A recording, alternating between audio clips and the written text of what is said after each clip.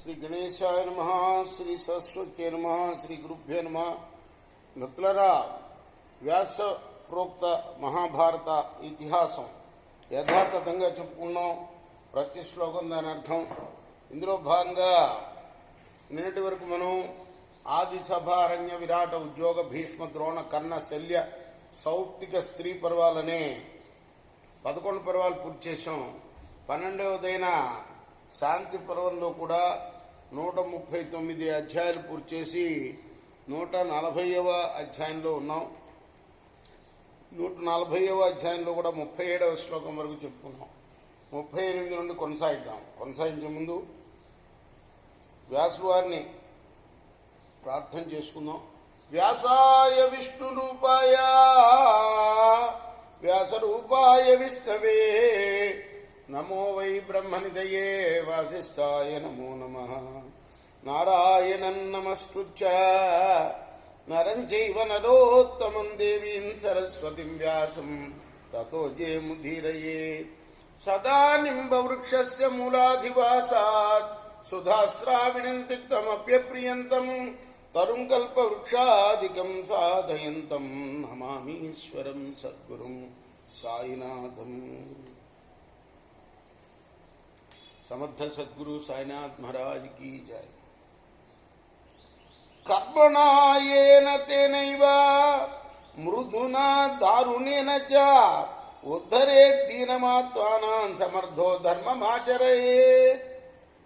మనిషి ఏదో ఒక ఉపాయంతో, అది మృదువైనా సరే దారుణమైనా సరే, ముందు తన్ను తాను ఉద్ధరించుకోవాలి. ఆ తర్వాత శక్తి పుంజుకొని ధర్మబద్ధంగా ప్రవర్తించాలి. ఏన సపత్నానాం సర్వాంస్తానుపసేవయేత్ ఆత్మనశ్చామి బోద్ధవ్యాచారా వినిహితావరై. రాజా తన శత్రువులను అందరినీ సేవించాలి.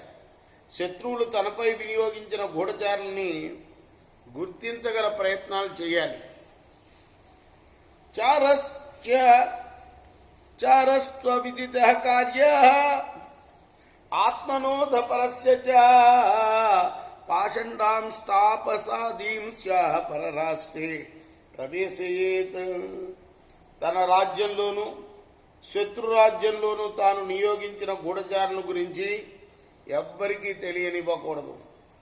నాస్తిక వేషధారులు, తాపసులు మొదలగు వారిని పరరాజ్యంలో గూఢచారులుగా నియోగించుకోవాలి. ఉద్యానేషు విహారేషు ప్రసాస్వావసధేషు చ పానాగారే ప్రవేశేషు తీర్థేషు చ సభాసు చ. ఆ గూఢచారులు ఉద్యానవనాల్లోనూ, విహార స్థలాల్లోనూ, చలివేంద్రాల్లోనూ, ధర్మశాలల్లోనూ, మద్యశాలల్లోనూ, నగర ప్రవేశ ద్వారాల్లోనూ, తీర్థాల్లోనూ, సభల్లోనూ సంచరిస్తూ ఉండాలి. ధర్మాభిచారిణ పాపా చౌరాలోకస్య కంటకా సమాగచ్చంతి తాన్ బుద్ధ్వా నేచ్ఛేచ్ఛమయూత చ. కపటంగా ధర్మాచరణ చేసేవాళ్ళు, పాపాత్ములు, దొంగలు, లోక కంటకులు వేషాలు మార్చుకొని తిరుగుతూ ఉంటారు. వారిని గుర్తించి బంధించాలి, లేదా వారి ప్రవృత్తి నుండి మరలించాలి. నా విశ్వసేద విశ్వస్తే నాతి విశ్వసేత్ విశ్వాసాత్ భయనుఖ్యాత భయనుభ్యేతి నా పరీక్ష విశ్వసేత్. నమ్మ తగని వారిని నమ్మరాదు, నమ్మ తగిన వారిని కూడా మరీ నమ్మరాదు.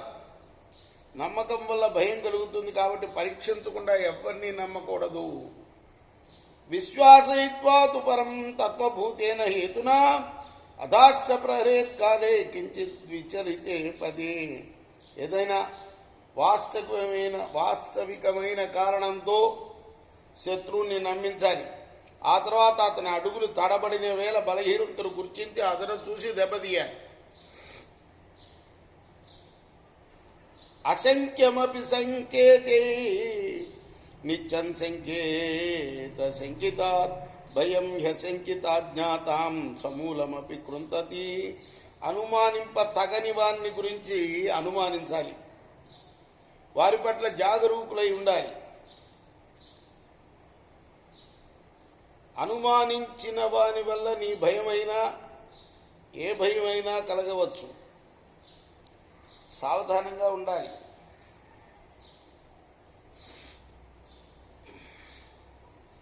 అనుమానింప తగని వారి వల్ల కలిగే భయం సమూలంగా నాశనం చేస్తుంది.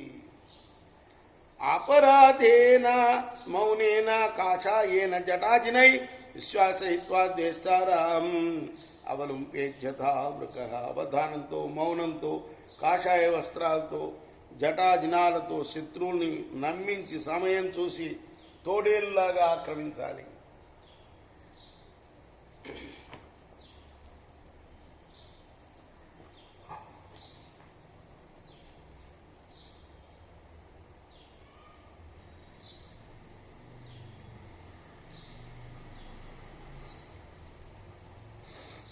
పుత్రో వా యది వా భ్రాత పితా వా యది వా సుహృత్ ఆద్యస్య విఘ్నం కుర్వాణం హంతన్యా భూతమిచ్చత. ఐశ్వర్యాన్ని కోరే రాజు తన అర్ధప్రాప్తికి అడ్డు తగిలితే కొడుకునైనా, తండ్రినైనా, సోదరుణ్ణైనా, మిత్రుణ్ణైనా సరే చంపివేయాలి. ఇది రాజధర్మం.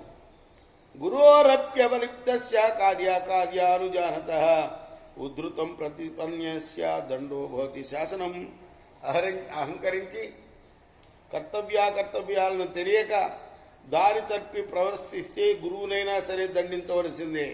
దండనయే వారిని దారికి తెస్తుంది. అభ్యుత్థానాభివాదాభ్యాం సంప్రదానేన కేనచిత్ ప్రతిపుష్పఫలా ఘాతి తీక్ష్ణతుండ ఇవ ధ్వజ. ఇవన్నీ రాజధర్మాలు చెప్తున్నారన్నమాట. కనికుడు శత్రుంజయుడు అనే రాజుకి ఆ విషయాన్ని ధర్మరాజుకి భీష్ముడు చెబుతున్నాడు. శత్రువు సమీపించినప్పుడు లేచి ఎదురేగి స్వాగతం పలికి నమస్కరించాలి. ఏదైనా కానుక ఇవ్వాలి. ఈ రీతిగా అతన్ని వశపరుచుకున్న ఆ తర్వాత తీక్షణమైన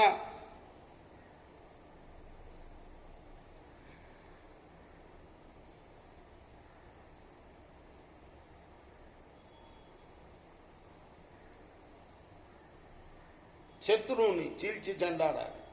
వాచ్చిత్వా పరమధర్మాన్ని వాకృత్వా కర్మదారుణం నాచ్చిత్వా పరమధర్మాన్ని నా కృత్వా కర్మదారుణం నాహత్వా మత్స్యఘాతీనా ప్రాప్నోతి మహతి హింసేము. రాజు మత్స్యకారుడిలాగా ఇతరుల మర్మాన్ని ఛేదించకుంటే, ఎటువంటి దాన కృత్యాలను చేయకుంటే, ఎందరి ప్రాణాలను తీయకుంటే గొప్ప సంపదను పొందలేడు. నాస్తి జాత్యారిపుర్నామా మిత్రం వాపి న విద్యతే సామర్థ్య యోగాధ్యాయంతే మిత్రాన్ని రేపవస్తత. పుట్టుకతో ఎవడు శత్రువు కాదు, ఎవడు మిత్రుడు కాదు. సామర్థ్య వినియోగాన్ని బట్టే మిత్రులైనా శత్రువులైనా ఏర్పడతారు. అమిత్రం నైవ ముంచేత వందంతం వదంతం కరుణాన్యపి దుఃఖ తత్ర న కర్తవ్యం అన్యాత్ పూర్వాపకారిణం. దీనంగా బ్రతిమాలినా కూడా శత్రువుని ఎప్పుడు విడవ తగదు. గతంలో తనకు అప్రకారం చేసిన వాడిని చంపి తీరవలసిందే కానీ జాలి చూపకూడదు సుమా. సంగ్రహానుగ్రహే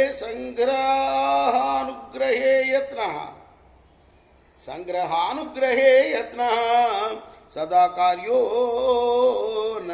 అనసూయత నిగ్రహస్యాపి యత్నేన కర్తవ్యో భూతిమిచ్చత. ఐశ్వర్యకాంక్ష గల రాజు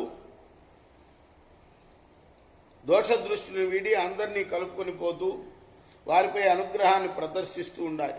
ప్రయత్నపూర్వకంగా శత్రువులను నిరోధించాలి. ప్రహరీష్య ప్రియం భూరుయా ప్రహృత్యైవ ప్రియోత్తరం అసినాపి శిరశ్చిత్వా శోచేత చరుదేత చ.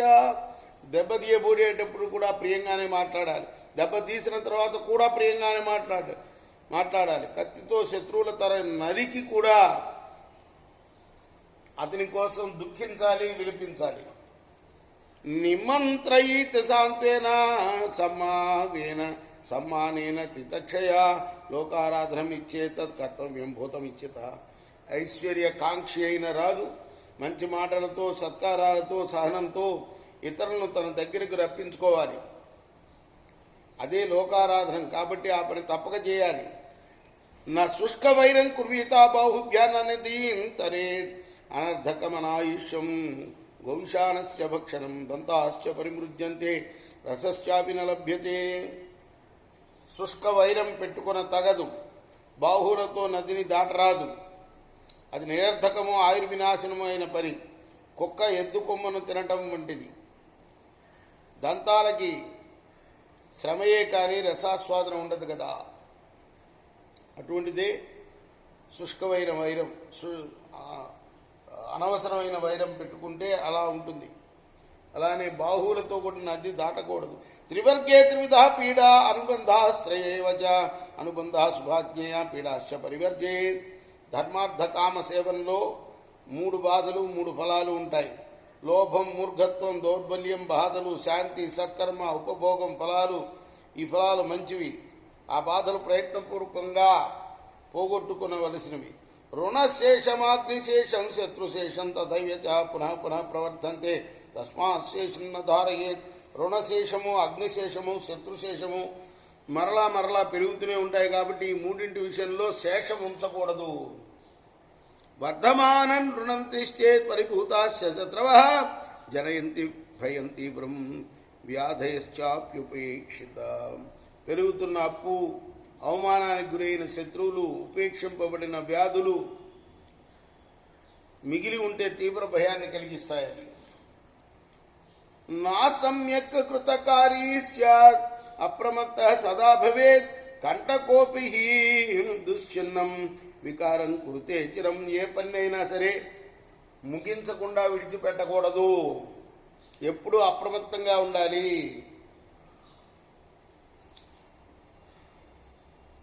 శరీరంలో గుచ్చుకున్న ముళ్ళును పూర్తిగా వెలికి తీయకపోతే చాలా కాలం వికారాన్ని కలిగిస్తుంది. అది వధేన చ మనుష్యానాం మార్గాణాం దూషణేన చ అగారాణాం వినాశ్యైచ పరరాష్ట్రం వినాశయేత్. మనుషులను చంపడం ద్వారా, దారులను పాడు చేయడం ద్వారా, ఇళ్లను కూల్చివేయడం ద్వారా శత్రురాజ్యాన్ని నాశనం చేయాలి.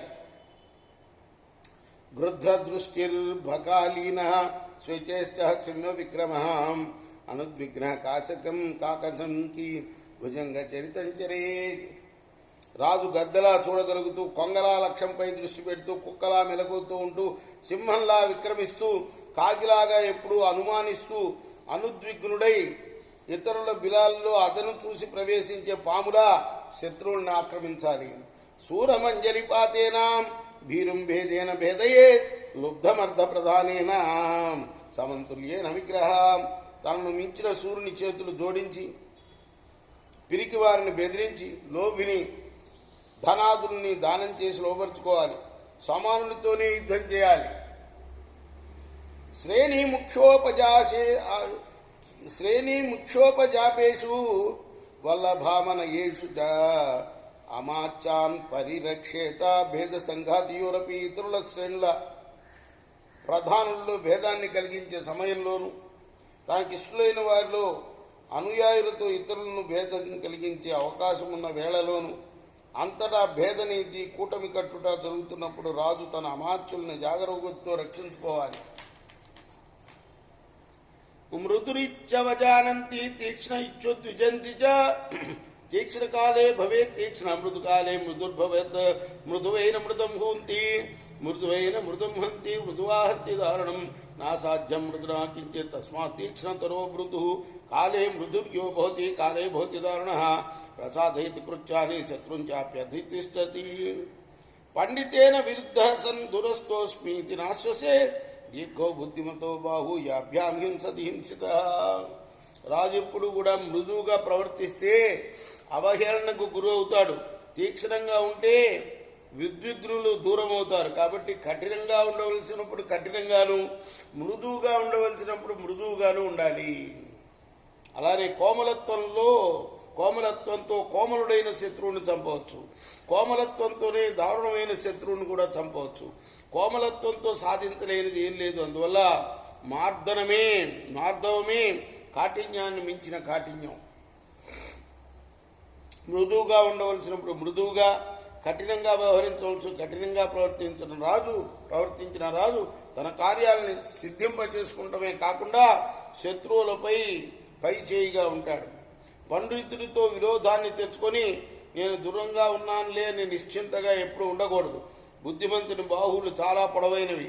దూరంగా నిలిచియే తనను హింసించిన వాడిని ఆ చేతులతో పండితుడు హింసించగలడు. నత్తరేజ్యస్య నపారముత్తరేత్ నతద్ధరేజ్యత్ సునరాహరేత్వర పునరా హరేత్వర నతత్తనేజ్యస్య నమూలముద్ధరేత్ నతమహన్యాద్యస్య శిరో నపాతయేత్. దాటలేని నదిని దాటే ప్రయత్నం చేయకూడదు. ఇతరులు తిరిగి అపహరింపగల దాన్ని అపహరింప తగదు. సమూలంగా పెకలింపలేని దాన్ని పెకలించే ప్రయత్నం తగదు. తలను ఖండించే అవకాశం ఇవ్వని వీరుని దెబ్బ కొట్టకూడదు. ఇదీతముక్తం వృజనాభి సంహితం నచైత దేవం పురుష సమాచరే పరప్రయుక్తేన కథం విభావయే అతో మయోక్తం భవతో హితార్థిన. ఇప్పుడు చెప్పిన ఈ వ్యవహార శైలి పాపంతో కూడింది. సమర్థుడెవడు దీన్ని పాటించరాదు. అయితే శత్రువు తనతో ఈ రీతిగా ప్రవర్తించినప్పుడు ప్రతీకారం కోసం దీన్ని గురించి ఆలోచించవచ్చు. అందుకే నీ హితం కోరి ఇది చెప్పాను. యథావదుక్తం వచనం హితార్థినాని సమ్య విప్రేణ సువీరరాష్ట్ర తథాకరోద్వాక్యమదీన చేతన శ్రేయంచ దీప్తాంబుజే సబాంధవ. తన మేలు కోరుతూ భారద్వాజ కనికుడు చెప్పిన ఈ మాటలను విని సౌవీర దేశ నరపాలుడు వాటిని తగిన రీతిగా, అంటే శత్రుంజయుడు అనే ఆ రాజు తగిన రీతిగా పాటించి అధీన చేతస్కుడై సబాంధవంగా సముజ్వల రాజ్య సంపదను అనుభవించాడు. ఇది శ్రీ మహాభారతి శాంతిపర్వని ఆపద్ధర్మపర్వని కణికోపదేశే 40-శతమోధ్యాయ. ఇది వ్యాస మహర్షి రచించిన మహాభారత ఇతిహాసంలోని శాంతి పర్వంలోని 140వ అధ్యాయం. రేపు 141వ అధ్యాయం చెప్పుకుందాం. కృష్ణార్పణమస్తు. సాయి కృష్ణార్పణమస్తు. ప్రసన్నాంజనేయ దేవతార్పణమస్తు.